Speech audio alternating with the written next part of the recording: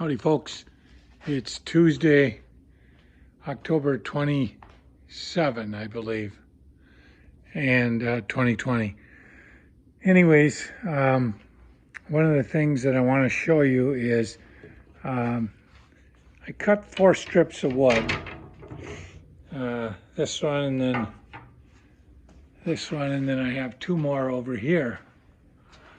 And what these are going to be is they're going to be what's called an astragul, and I'm going to put these on the inside of the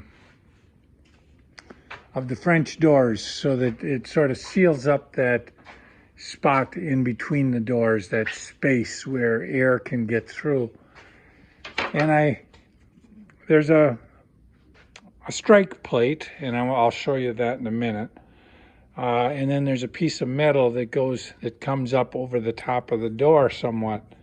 And so I want to be able to clear that, but I'd like to be able to have as big of a continuous piece as possible. So one of the things that I did is last night when I was laying in bed, I was thinking about my problem and how I would hold this and how I would have it so that my router bit would come down right where I wanted it.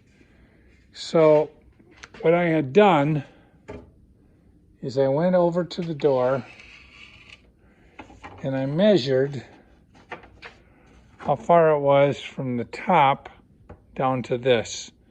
So that's the top of the astragul and that's the bottom. And so I marked that. I didn't want to take off, I wanted to basically do a notch. I didn't want to take off the edge. And the idea is that this will get glued and nailed to the movable French door, and it will come over that seam between the movable and the stationary door. And that back strike will be right there. So I'm gonna walk over there. I'm able to walk somewhat on a limited basis, but there's my French doors. I've got 2 sets down here, and you see if I put this up, and there's the seam that I'm hoping to be able to cover. If you were here, you'd see that there's a lot of cold air that comes in. So what I want to be able to do is attach it on this movable door, and so that it covers that seam, but so that it also covers that strike plate right here. Now you see, if I didn't have that groove, it would be quite a space in between the astragul and the door itself.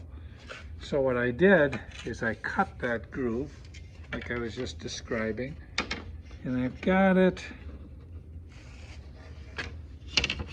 so that the groove, the strike plate, ends up being inside of the groove.